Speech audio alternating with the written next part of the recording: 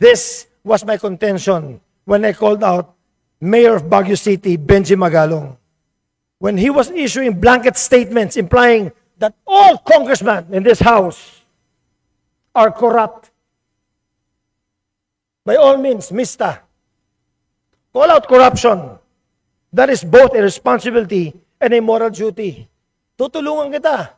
Labanan natin ng korupsyon. But one must draw the line when it comes to generalization. You may proceed. Thank you, Mr. Speaker. My honorable colleagues in Congress. Thank you for this opportunity to defend myself and clarify some facts. To the members of the press who took offense in my social media post, I sincerely apologize. Sensitive information has been removed. I understand that the media endeavored to get my side of the story. I acknowledge your efforts. I'm sorry, and I could have handled it better. Ladies and gentlemen, when President Bongbong Marcos called the attention of public servants and contractors involved in faulty flood control projects, I consider the following as his objectives. Number one, to finally put an end to the debilitating floods that we continue to experience nationwide. And two, to restore integrity and accountability in public service. I could not agree more with the President that we as a nation have suffered enough due to the rampant floods and that the time to fix this is long overdue. Sadly, my friends, the floods we experienced in the past 2 weeks are expected to remain or recur according to Pag-asa's latest forecast. Now, while fixing our flooding issue needs to be top priority for government today, Mayor Bernie Tacoy of Matagob, Leyte exploits this vital topic by sensationalizing false information to the media. Now let me clarify the facts. In an interview with RMN Tacloban, Mayor Tacoy complained that the Matagob flood control project was destroyed due to substandard materials, much as he admitted that the project was still ongoing and unfinished.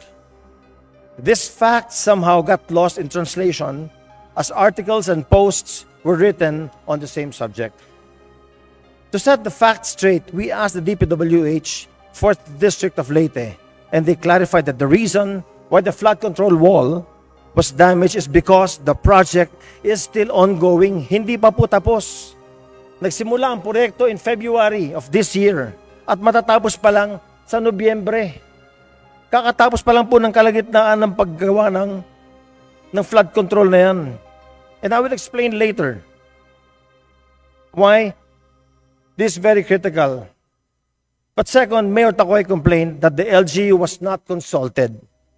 This is very misleading because with DPWH projects, ladies and gentlemen, the agency is required to coordinate and inform the LGU. Kaya nga po makikita nyo sa picture na yan, no? Sinasabi niya hindi rin nakipag-coordinate ang DPWH. Pero in January 16, ayan, may coordination meeting sila. Andiyan pa yung grid coordinates para malaman niya exactly kung yan nga ba yung opisina nitong Mayor Tacoy na ito. He complained in an exchange with local press that the DPWH did not get a building permit. Now, we asked the DPWH and they said that the building permits are not required for buildings. These are required for buildings only, pero hindi po ito building. Flood control po ito. There is no need for an occupancy permit because no one lives in a flood control project. What is needed, though, is a certificate of non-coverage from the DENR, which was procured months prior to the start of the project, September of 2024. Nagsimula ang proyekto in February of 2025. Now let's look at exactly what happened during last week's heavy rains that caused a portion of the flood control walls to fall. Noong August 25 po, napakalakas ho ng ulan. In fact, yung DILG kinansel ang trabaho, kinansel ang eskwela. Napakalakas ng ulan, bumaha ng gusto sa Matagob. Dahil ang Matagob, napapaligiran po yan ng dam at yan po ang naging catch basin ng distrito namin. And again, yun ang nag-cause na nasira ang flood control kasi nga, hindi pa tapos, hindi pa completed ang project. Now we ask, what was that portion that was not yet finished? When we searched for answers, we found that a certain element, ang tawag po na doon ay lock. Lock was the portion missing. Para sa ating mga hindi engineer, itong tinatawag nilang lock ay yung parte ng flood wall na lumalaban sa lakas ng presyo ng tubig. With this element still missing, kasi nga hindi pa tapos yung project, the walls were still not fortified as per plan to withstand expected water pressure. In Leyte, we have the so-called Hibulagnan Dam, situated in the municipality of Villaba, katabi ito ng Matagob, and it splits into two tributaries. At the bottom of all this, ito na po yung Pagsangaan River sa Ormoc City. This is a wider river that can accommodate large volumes of water. This is where we want the waters of Matagob to lead coming from the dam para ma-divert lahat ng flooding waters sa Matagob. I want to inform each and every member of this house that in the district I represent, we have 41 river systems that make up the drainage system of our district.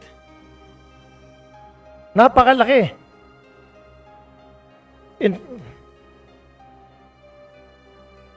Now, a visit of the actual project is in question. We'll note the beginning and end of this 322-meter stretch of flood control wall. The subject portion is 25 meters that was damaged during the heavy rains. Tandaan po natin, hindi pa tapos ang proyekto nito at nakaschedule pa lang ito matapos by November 27. So let us all acquaint ourselves with this procedural document. Ang tawag po nila dito sa engineers at saka sa mga arkitekto ang punch list. Tinatanong natin, paano natin malaman na tapos na talaga ang proyekto? There is a checklist specific to a project that DPWH inspectors go through to make sure that projects are done per design. Each project should meet the requirements before being handed over to the LGU. And this process was faithfully done for all flood control projects in the 4th District of Leyte since 2022. I factually say none of the completed projects in my district have been damaged except for this one na ongoing at hindi pa tapos. And I invite anyone with any doubt about any anomalies in flood control projects in the district I represent to scrutinize the documents and actual projects. Moreover, the COA had already inspected this very project. Findings would be available from the DPWH or COA. If ever any verified anomalies surface, just in case, well, I would gladly face the issue. But until then, I highly recommend, especially to Mayor Tacoy of Matagob, to please exercise caution. The lack of accountability and integrity of some public servants and contractors have led to the burgeoning problem of persistent floods. Some, but not certainly all. In fact, accountability and integrity of work must be expected across all professions, not just us lawmakers, and we cannot simply weaponize popular issues like this to make baseless accusations on just anybody, on just anyone. And therefore, proper verification of facts must be exercised. This is the only responsible thing to do. Tayo na mga kongresista, ang trabaho natin, gumawa ng batas. Ang sunod, ginagawa natin trabaho, mag-request ng pondo. Pag naaprubahan, dumidiretso sa DPWH. Sila nagpapabidding, binibigay sa mga natural winning bidders. Pero bago magsimula ang nasabing proyekto ng DPWH, dumadaan sa coordination to sa mga LGU. Kung saan gagawin ang proyekto at sinisigurong kumukuha ng necessary government documents for the purpose of constructing government projects. Kaya napakalaking kalokohan ang ginawa ni Mayor Tacoy na paglinlang sa press at sa tao ukol sa ongoing flood control program. Dahil sa misinformation na binigay niya, nilunok ito ng publiko as gospel truth sa lahat ng mga lumabas na interview niya sa radyo at sa TV. Mga kaibigan, mga kasama sa gobyerno, huwag natin payagan na magwagi ang kasinungalingan at at maling pagbibigay ng impormasyon. Then comes the issue of ethics. I looked up the meaning of ethics online and it says, ethics is a study of what is morally right and wrong, good and bad, involving systems of moral principles and values. It includes examining our values, principles, and purposes to determine how we should live and interact with others, ensuring fairness, respect for rights, and the minimization of harm. This was my contention when I called out Mayor of Baguio City, Benji Magalong, when he was issuing blanket statements implying that all congressmen in this house are corrupt. By all means, Mista, call out corruption.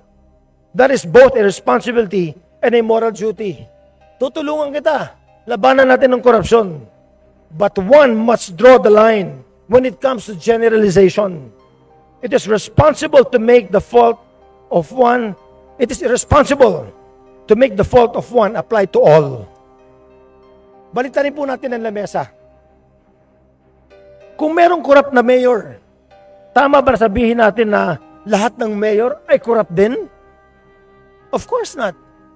The answer is very elementary. Now, dito sa sarili nating bahay, Deputy Speaker Ronnie Puno would fault me for defending myself from baseless attacks and cite the same as an ethical issue. I've been asked about the statements of DS Puno. It is good that he touched on the issue of ethics. I agree. The House should step up and lead by example. In fact, this should have been done a long time ago. Let us go back to where this whole trouble started. Saan ba nagsimula ito? Saan ba ang punot dulo nito? Anomalous flood control program. Sa budget ng presidente, kinailangan pa niya mag-veto. Kasi nga hindi na reflective sa kanyang vision. Mabuti na rin na nanggaling kay DS Puno mismo ang issue ng ethics dahil gusto niya na isa lang sa ethics committee ang kapwa niya, kongresista. Mabuti siguro kung balikan natin ang punot dulo nitong buong kontrobersya na hinaharap natin. Itong flood control na inabuso ng ilan pero sinagasaan ng lahat. Huwag po natin lahatin. Kung may ethics committee man lang, isa lang din natin yung kumate ng budget. Huwag na natin simulan sa 2022 kung gusto nyo kahit nung 2025 lang. The same standard should apply to all. No sacred cows. You speak of ethics when one rises to defend his name from baseless allegations. All the more ethics should come into play when a whole institution is tarnished over the lack of accountability of some. Ladies and gentlemen, to end this privileged speech of mine, in 1991, thousands of people died in Ormoc because of a flash flood. 8,000 people perished in 45 minutes. But under our watch, we have gone to great lengths to ensure that all projects are not substandard and all are above board.